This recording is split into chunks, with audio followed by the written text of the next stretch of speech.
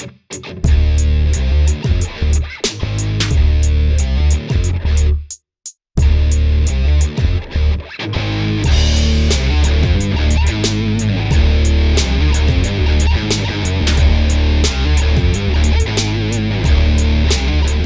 right, everybody, as we get started here today, I'm super excited to let you know, number one, this is just going to be an incredible interview today with Yadi Caro. She's an organizational psychology practitioner, the founder of Hardcore Soft Skills. It has a podcast, a best-selling book by the name of Hardcore Soft Skills, a guide to work with humans, something that we do a lot of in fixed ops. And also, you'll be hearing a lot more about this, but she is also going to be one of the speakers at the Automotive AI Summit in September at the MIT Museum. So make sure you get yourself signed up to be there, to be able to hear her speak and meet her. So Yadi, thank you so much for joining us today. Thank you so much for inviting me, Dave. I'm very excited to delve into the fixed ops world. Yes, it's an exciting world. Maybe not as exciting as some of the other people that you work with. I know you do a lot of work with the military and Special Operations Command. I don't think we're as exciting as that work, but we do our best. It's all good. I think it's all about delivering products that people are going to use for whichever the mission is. So I'm sure the fix ops world is absolutely an exciting world that I'm very looking forward to learn more about and explore with you. All right. So let's start with your 5 C's. Because I think they transfer perfectly into what a leader in fixed ops faces every single day. And number one on that list was that your idea that soft skills make tech skills work. And that's what we're dealing with in fixed ops is we need to have those soft skills, those people skills, but it's all centered around this automobile. Right. So it's all centered around the tech of the automobile, the tech of how we get parts ordered, how we write repair orders for customers, how we capture pictures and deliver text messages and things. So talk to me a little bit about that. Yes, absolutely. So the 5 C's is something I've developed based on the work that I was doing with teams that are all technology network teams and teams that are ultimately developing products for people to use. And I'm sure in the fix ops world, it's the same thing. You all have your fascinating expertise on the things applicable to that product, to that thing that you need to deliver. The thing is that in order to deliver the thing, we do need to have other skills to make the work happen, because we have to work with other humans to make stuff happen. And not just that, also understand the customer needs, understand how do we divide the time to be able to accomplish the things that we're going to accomplish in a specific time. So these are all requiring different skill sets, like how to be managing our time better, how to resolve conflict if there is different experts working on a product and we need to be able to find the best solution to address a problem. The same with communicating what we're doing to others who may not be as savvy as what we're working with. So all of those skills are what we call the soft skills. And I hate the term soft because it just sounds like it's a nice to have, like it's all about, being polite and very soft, touchy feely. And it's very about really understanding how to work with others effectively and get the thing done. So the 5 C's is the roadmap that I've developed to help people learn these skills as I was launching teams or working with new managers. So first, the first C is about connecting. So making sure that we know ourselves, know what we bring to the table, know what others bring to the table as well, who are going to be part of the team, who are going to build the thing. Let's say that. And so connecting is important, and that involves like how do we build empathy, how do we build self-awareness of what we're doing. The next C is to communicate, all those communication skills, which is not about public speaking, or having good speeches, or anything like that. It's about setting the expectations of how well we communicate with others, and one key skill, which is listening. And in the fix ops world, in this industry, is so important, because you really have to understand the needs of others, listen to others, and listen to understand, of course. And that's a skill that we all may not be so great at. So communication, and also setting the expectations of how we're gonna what is the vision, what is the outcome that we want to do. So Yeah. connect, communicate, then collaborate and create, which is about the part of where the stuff happens, which is that we are working together with others. That involves such a family of skills that includes how do we prioritize the work, how do we ensure that the roles and responsibilities of what we're doing are clear, and also how do we define the outcome, how do we really, we love solutioning, at least in the tech world, we love solutioning, but we need to define what really the root causes of the problem. So collaboration and creation require us to really have a set of skills that we need to practice constantly to make success happen.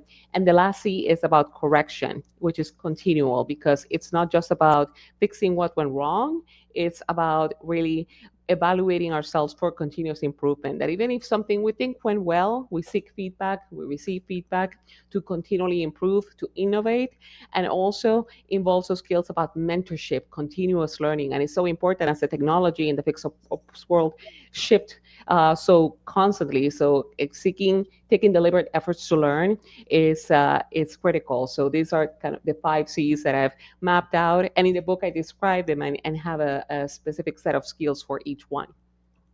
Right. And the last one, correction, is the one that really, really jumps out at me in our in automotive in general. But on the fixed op side, that that correction, that feedback, that's an area where so the most of the leaders in fixed operations, so your service managers, your fixed ops directors, they got there because they were the best practitioner at what they were doing before, right? So they were a really great service advisor. The seat for service manager opened up, they became the next best thing to go into that seat. But they were ill-equipped to take that seat, right? They didn't have the skills to lead a team. And so not having the skills to lead the team also means they don't have the skills to do that correction part, right? And the mentoring of people coming up and how to do that properly. How do we navigate that with people that don't have the skills that they need to do that correction part with others? Yeah, and you describe a problem that it's common as well to other industries, in terms of having the superstar of the team, and you're like, yeah, let's put that person. Yeah, that person is ready to lead a whole team, and we realize that it requires such a different outcome for those particular roles, because from being the best of the best solving the problems into becoming the person that, first of all, they have to shift the mindset of, I'm going to be, because I'm in this managerial role or this lead role, that means that I'm going to solve the problems for everybody, and I'm going to be the answer to the ultimate answer to the question. So that it, a lot of, as a manager, we learn that that's not the case. We're definitely not going to be the ones with the ultimate knowledge. And if we are, then we need to hire smarter people on the team, because we cannot be there at all times to solve problems. It's leadership and management. It's about enabling others and creating those conditions so they can solve problems effectively. And you can take a step back and look at the big picture and focus on the big picture. So for your question, in terms of what do we need to do, is the first step is to shift that mindset, understand that, okay, if I'm going to be in a lead role, I'm going to be manager, meaning that I'm a servant leader. I need to enable the people that are going to be working in my team to be the best they can be, to remove obstacles in their way, either mentoring. Even if we're not the mentor, we can seek other mentors across other areas, or also allowing them to learn, allowing them to also resolve the issues, that they could seek our guidance. But that doesn't mean that we need to step every step of the way and say, like, hey, I have a problem with this other coworker or have a problem with this client. It's like, okay, let's talk through and then be able to allow you to solve the problem. And of course, we can step back, we can give the support, step in as needed, as possible. But it's the mindset of I'm not going to be the smartest person in the room. I'm going to be a servant leader for the team to enable others to do their best. That's a difficult thing for people to do, right? At times, because it's it feels very vulnerable from a job security point of view, right? If you're saying I'm not the person with all the answers, right? And so I'll give you an example, and I've told this story before, but I was training at a store, and um the service advisors were great at the store. The service manager had been a tech and went right from tech to service manager. Um, the advisors absolutely loved him. He loved the advisors. He was a very people focused person, but he was super overwhelmed and super frustrated. And in talking to him, it was what is it that is going to help you? And he said, I need them to be able to do stuff on their own. He's like, I can't always be the guy that has the answer for them because it's overwhelming me and I can't get the other work done, right? In talking to the advisors, they had great things to say about him, and I said, if there was one thing that you could change about him, what would it be? And they said, we wish he would let us do stuff on our own. Like, we ask him Hmm. a question and we just want him to tell us, like, here's where you find that answer and let us go. And instead, he jumps in and he does it for us. So they both wanted exactly the same thing, Yeah. right? But neither of them could see that. Like, he thought, I have to go and do it for them. And they were like, we don't want you to do it for us. We want to be able to do it ourselves. Just show us. And for him, that felt coming from technician to manager, right? He already feels insecure, like I don't necessarily deserve this position, right? And now if I don't have the answers from my team, my boss is going to see that and go, what did I put this guy in here for? Right?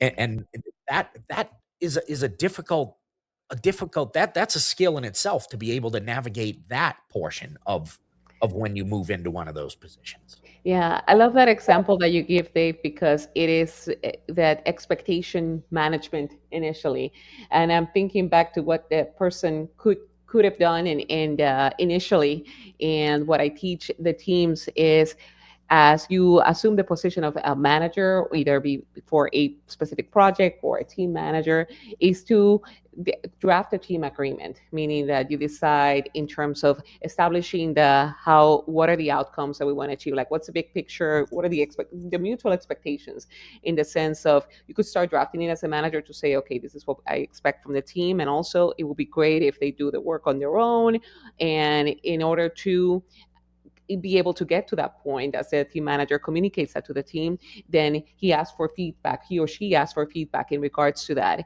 so that manager, by setting since the beginning, or even if let's say the team has been together for a while, maybe it's good time to reassess and say, hey, let's just capture how we're doing the things, and let's identify some things that we can improve. Let's set up a kind of a team agreement. It's nothing formal, it's not an HR document or anything like that. It's more along the lines of like, let's discuss the expectations, how we're going to communicate, how are you measured in terms of performance, and identify what you need from me as a manager. And setting those expectations since the beginning could facilitate. That doesn't mean there's going to be conflict free, but there's going to be facilitation of the help the work go smoother in a sense.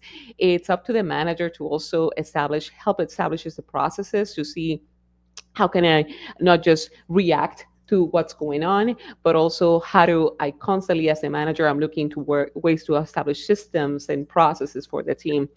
The other part is the value of the manager there, and it is because in that role, they are able to kind of connect with other areas of the organization a little better that could help the team. So the team can focus on the work they are doing on the day to day to make it excellent. And as a manager, they can connect to the CEO or the partner in the other area and bring those into the team when needed. So that's the value. If they say the manager, well, like, what do I do now? Well, your value is to connect with the others at the high level in order to bring either that expertise to the team or help get that project moving. So there's a lot to do in the manager side that goes beyond the day-to-day activities.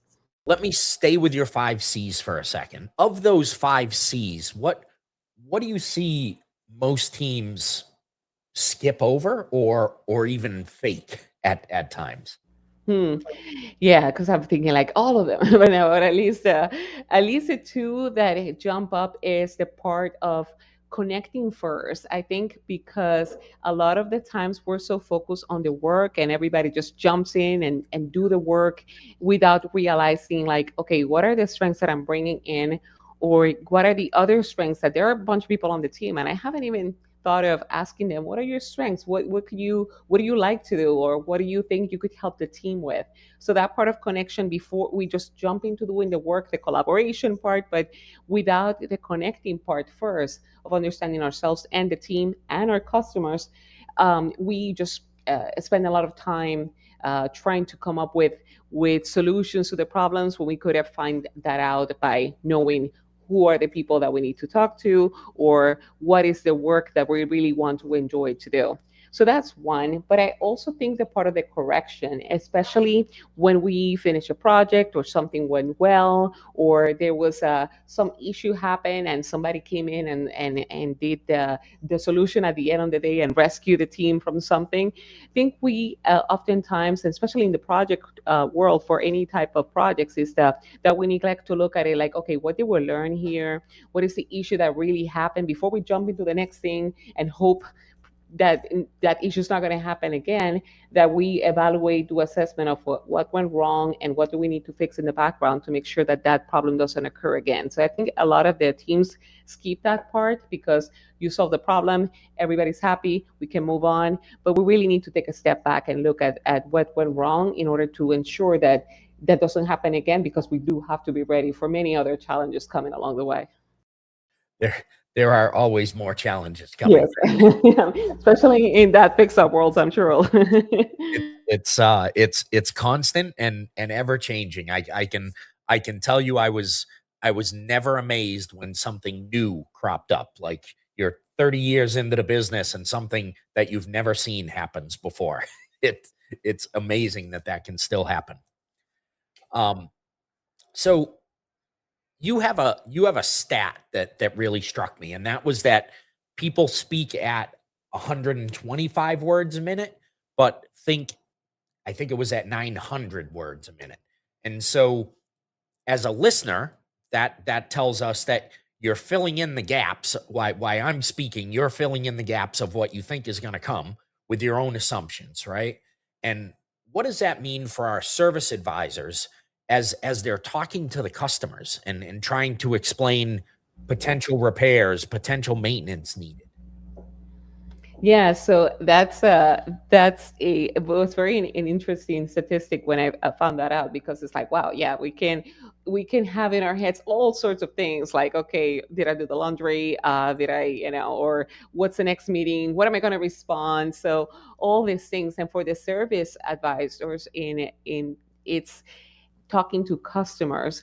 Hmm. The I think I give an exercise, which is repeating back to the customer what you think you have heard, because you could be already in the expertise of the service advisors. They could already be thinking like, oh yeah, this is an issue, and kind of hold on to a specific solution that they're already thinking like, yeah, this is what it's going to work, and the person keeps assessing or talking about their problem, and you already think you have the solution, and may have missed some things that they really were different this time. So I think approaching the conversation with more curiosity and asking more questions, repeating back what the person is saying, it's it helps us to stay away from solutioning mode, because perhaps, yeah, perhaps the solution, it could be as easy as you think it is, and you know the right solution to the problem, but also there could be something a little different to that, and you want to make sure that the person, particularly in the customer service world, that feels acknowledged and feels that you have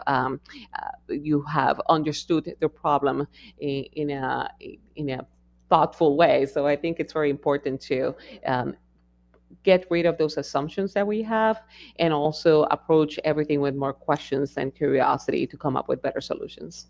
Right. And so you just mentioned solutioning mode. Can you say a little bit more about that? Yeah, so and that's something that I've experienced, especially in the tech, the defense world, where it's all about like we have a right solution and we're just going to bring it, and we're looking for a problem of this for this solution that we developed. So it's a lot of times because we think about the latest cool technology or these things. For example, dashboards were a great thing of like this dashboard that provides all this amazing things, and you can see all this data without truly understanding that perhaps in the military world, that all that general needed to know was the specific pieces of information, and you overloaded that dashboard with so many details.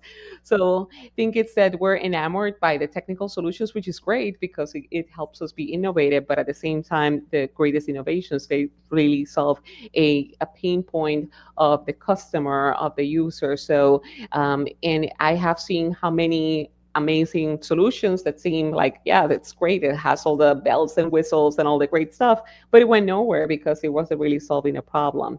So it's the part of truly, if we want to develop something, but let's really try to understand the customer, let's really understand what the real problem is, and perhaps the solution may not be as fancy, but hey, it's easily adopted because we solve a pain point there. So it's that I know it's we think the innovation comes from the technical cool part, but a lot of the times it's just like solving that pain point that innovation will really thrive.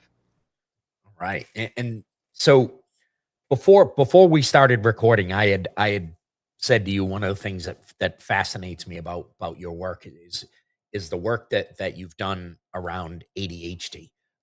And I said that I consider myself an undiagnosed ADD. I don't think I have the hyperactivity part of it, although there probably be people like my son when I'm on camera when I can't sit still that would argue that. But um, from your coaching work, because I feel like a lot of our techs and advisors are probably in that same situation. Maybe they have a diagnosis, but maybe they don't. But I think what we've taken as an ability to multitask is just the ability for the brain to easily jump to a different task, even if the other one isn't fully completed. And we've assimilated that to multitasking in our world. And but from your coaching work, what's a thing that you see that managers misread as maybe a discipline problem, um, that's actually probably more related to the a different way to relate to them because of that ADD or ADHD.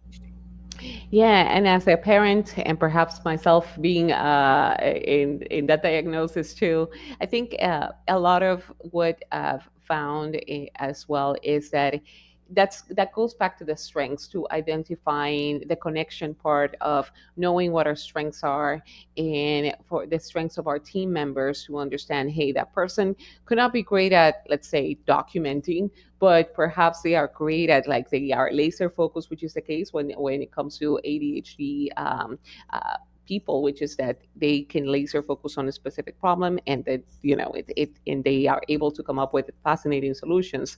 So identifying those strengths is really what helps the A team to thrive. Do you say like, okay, then let me lean into the strengths of that person and be able to let them focus on this type of work, and yeah, documentation, they may not be able to do everything perfectly, but I guess, hey, we can have this other person supporting. So that's a way to look at that too, because we cannot expect that all our the members of our team are going to perhaps operate at the same we all achieve level of excellence. We want them to achieve that, but at the same time, it's not the same measure for everybody necessarily. That's why you have different roles, that way you set the expectations too. And a lot of the problems that I see is that tendency to focus on the weaknesses and try to assume that, hey, if we focus on improving this part, then we'll be like a well-rounded, person. And that usually is not the case. I think it's the a lot of the research shows that if we focus on strengths, we can really thrive as a team. So focusing less on the weaknesses and reassigning that work is what really will help us to put to that part of what you're referring to of our illusion of multitasking, which I still fail miserably at, is that's when it comes to important prioritization, which is another skill that we need to establish. And especially as I mentioned, that part of the team agreement, establishing how are you going to prioritize, because it could be it's a lot of work coming all at once.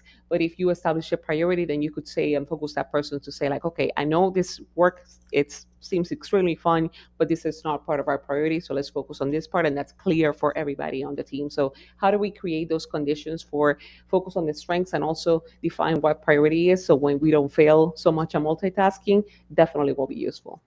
Yeah, I think that prioritization point is one of the ways that we fail in service for our techs, for our advisors, for our parts advisors, is we don't have a clear idea of what should be a priority right now. Like an advisor has an open repair order list, and that's all it is a list. Like there's nothing that is surfacing saying this should be priority one, two, three, four, and five.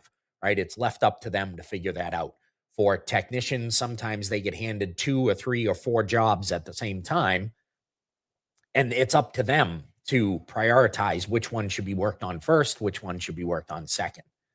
And we don't focus enough on how to help them with that. Yeah, and we tend to assume to say like, well, if they're good at their job, they're probably going to know what to prioritize first.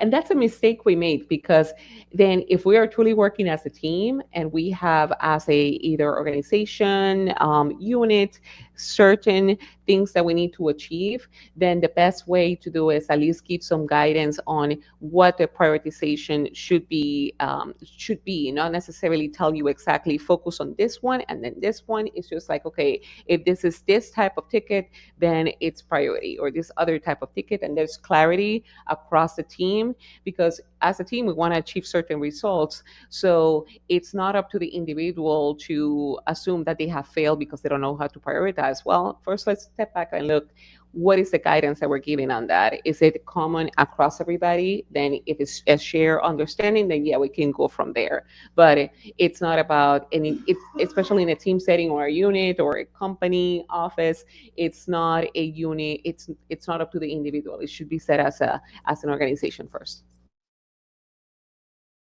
Ooh, audio. That is something we definitely need to work on in service is building what that priority is, and putting some tools in place to help everybody understand what the priorities are, so that they're not spending some unnecessary brain power trying to prioritize things when there is no clear framework around what should be prioritized. Um, so I want to talk a little bit of Monday morning tactical stuff. So saying no to a customer, uh, to a GM trying to push a car through service faster than it should, things like that. You built a framework on that. Can you walk us through that? Yeah, so saying no, not easy, definitely, especially if it's up to saying no to your manager or supervisor. But the part of it's that's why it's important in terms of first defining if it's there's a prioritization framework. And if you are not a manager, but if you are a member of a team and you don't have clarity on that, it's time to go back to your manager and ask, okay, I want to understand first, what's the framework that we're using to prioritize, what's the expectation there, they haven't given it to you, and then hopefully that will yield that mindset of like, hey, let's share it with the team. And the next part, so then knowing that, then you are able to define when to say no, saying either identify who is the person asking the item. If it's a coworker perhaps, that like, hey, help me with this, and you can lean back and say, hey, well, this is not part of our priority, or I'm trying to focus on this part. So if it's a coworker, perhaps it's okay. But also if it's a manager, then you should be able to kind of either remind them of like, well, didn't you say that this type of things was priority, and here's the work that I have, because it's transparent. That's another part of what I teach teams, is how to make the work transparent, to know like, I have this 5 tickets over here, which one do you want me to push, so then your item takes priority. Like, I'm willing to work with you, but let's just be clear on what the solutions are, because I'm only one person, unless you're going to give me another person to help me with. So those things, it's important to know the who, the what is being asked as well, and that you're not necessarily the person that people go to like every time they need something solved. You can empower, see it as a, let me empower you, let me teach you how to do that thing, to be able, so I can focus on this other work. So it's knowing the who, the what, and knowing those priorities as well. It definitely will help, those of us who have difficulty saying no, to really have that in our back pocket, to say like, okay, I want to say no. I'm not just going to say yes, and not be able to have dinner with my family. I need to be able to set those boundaries. And here's the criteria that I have, because I'm informed on what the criteria is, and I'm also giving them, not saying no, I can help you and move on. It's like, I'm also giving you the tools to make a decision on your own, and also helping you as needed. All right. And so this podcast is probably going to get listened to early morning as a service manager is driving into work. If tomorrow morning they're listening to this and they want to do one thing different because of our conversation, what would that be? What would you tell them? Hmm. One thing different, I think it will be define first, because it's all about knowing yourself and knowing that, assessing what is it that you bring to the team that you are good at. And if there are areas that you think, you imagine, where do you want to be if you're perfectly happy doing the job that you're doing, and also, or you want to be doing other type of work, or you feel stuck in a certain way. So think about those things. If you feel like, are you fulfilled right now, and if so, what do you feel that you need to learn in order to ask for either a mentor or help, or have that conversation with your manager to say, hey, what am I bringing to the team? What do you think my value is as a team member? And what can I change? What can I do better? Or what do you think I can help you with more? So I think a good step will be opening those lines of communication first, assessing yourself, opening the line of communication with the manager, with your peers, in order to either succeed further on what you're doing, or also in order to get to where you want to be in your work.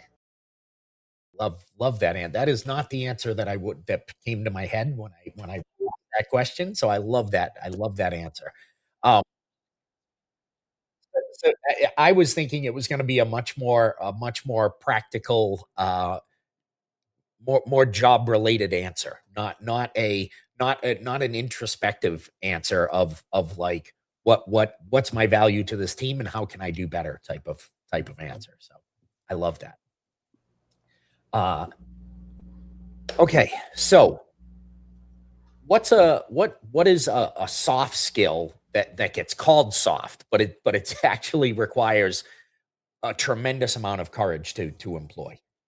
Oof, yes. They're like all of them, I would say, but one that comes to mind is that conflict management, which is considered a soft skill, because it's usually aligned to either a manager to be able to intervene into solving conflicts. But conflict management, and notice that it is a conflict resolution necessarily, it's managing conflict management, because we first have to have the expectation that there will be conflict, and that's not necessarily a bad thing. Conflict is all about people who care about a problem or issue, but they all have different ideas on how to solve it effectively. And it could turn personal in the sense that we give attributes to a person of like, they don't care enough about the job, or they're doing too little or too much.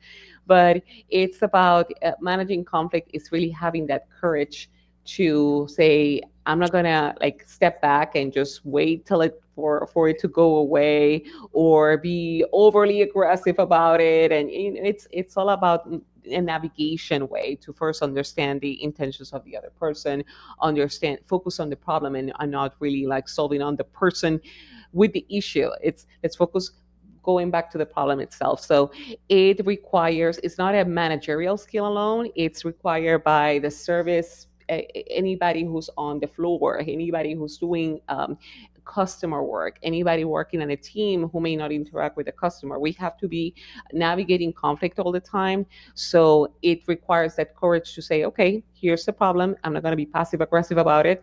We need to address the issue, have a conversation, and find the best solution for this. So I think that's definitely a skill that we need to be working with constantly, not just reserved for the managers, and that it's not necessarily something that we tend to practice in our day-to-day work.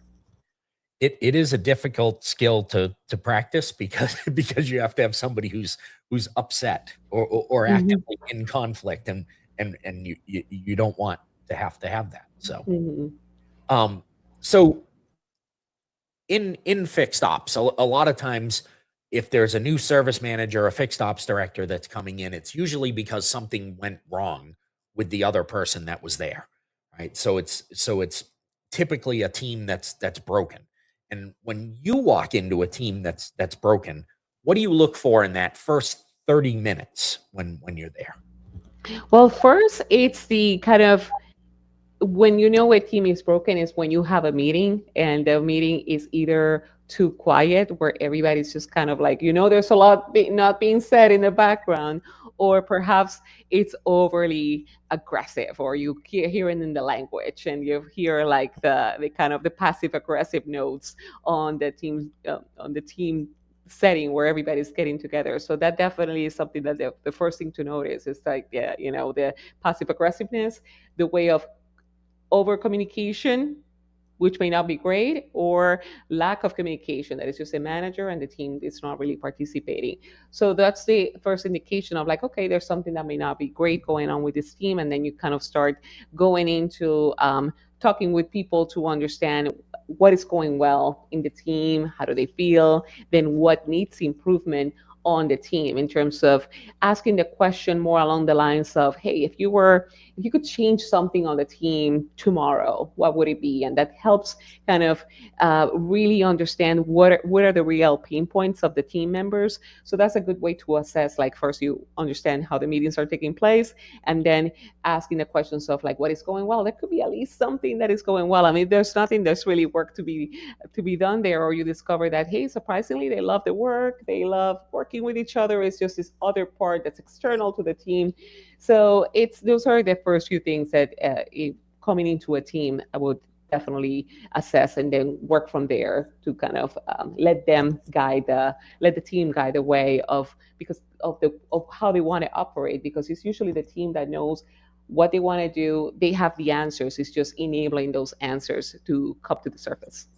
Yeah, so sometimes that's a mistake that I have seen leaders make is they come in, and then this goes back to the beginning part of our question where maybe they don't have enough training to understand they don't need to have all the answers, but they come in and want to have the answer to fixing that team. Yeah, yeah, definitely. Because that's one of the things I've made that mistake before, realizing like, okay, they call me. That means they need my help, and I'm gonna provide the wise words for the team to fix them. And that's not the case. It's usually the team already knows what to do, and they either tried to establish something before, and they're like, yeah, we already thought of that, but this didn't work because this is the real issue. So coming in with some humility and curiosity to really understand that not only helps us find the right solution to the problem, but also helps build that trust from the team with you. Because if not, they will have that resentment of like, oh great, another person that corporate sent to fix us. And if you have that humility to come in and talk with the team and enabling that, they'll be more receptive to any solution that you may have to offer. Yeah, I love that, and I have been the victim of that leader coming in where you can just feel the team having the conversation behind your back of like, look, we'll just wait them out because we know Mhm. we'll have somebody different in here in a few months if we just wait them out. Yeah, yeah, can relate. So, Yadi, the book is called Hardcore Soft Skills. The hardcore piece. Why is that the right word? Yeah, I like that word because it's just such a contrast because it's like hardcore soft skills and hardcore because when it comes to being either a hardcore fan of something, it's like I'm very enthusiastic about the skills and about the need to learn it because as soon as I realize like, hey, this is secret sauce to kind of helping and working with the teams and Susanna being very advocate of normalizing this type of education in organizations. So also because of the fact that not only you have to be a fan of these skills, it's difficult. They require a lot of our effort, stepping out of our comfort zone, definitely. So I can just think, and now that I have a 12-year-old who's aside from that, he's a fan of hardcore music. It has kind of that sense of kind of the same feeling of like like we have to work together. Working with humans is so hard, but it's just adding that kind of subtlety of hey, these are soft skills, but it just requires us to be vulnerable, to really make an effort, patience overall, and absolutely the results will reflect because we are able to just working with others, and it's an art and a science. So definitely that's how I came about with like the use of the term hardcore soft skills. I love it, and it makes perfect sense in that explanation. Uh, yeah, it's been a great conversation. Where can people find you, the podcast, and the book? Yeah, so absolutely. The podcast books, the book, and all those links are available on my website, hardcoresoftskills.com. I also have a LinkedIn course, and people can access. I have a link to that on the website, which is all about persuasion and communication. It's a very short course, and it's all about persuasion, especially in team settings, because as managers, persuading the team is so challenging. So there's a short course via LinkedIn on that, and I'll be happy also to connect with people via LinkedIn because as you know, we connected there, and I like to engage with people and learn from all different industries, especially now in fixed ops world that I'm just very fascinated by, and the complexity of the world that you work in. So I'll definitely look forward to have conversations with you all. That's awesome. But be warned, once you are dragged into fixed operations, there's no getting you back out. So, I look forward to that. all right, again, thank you so much for joining us. I look forward to hearing you speak at the Automotive AI Summit that's coming up in a few short months. And to everybody else, get out there, get on that website, buy the book, watch the podcast, and reach out and connect with Yadi on LinkedIn. Yadi, thank you so much for your time. Thank you so much, Dave.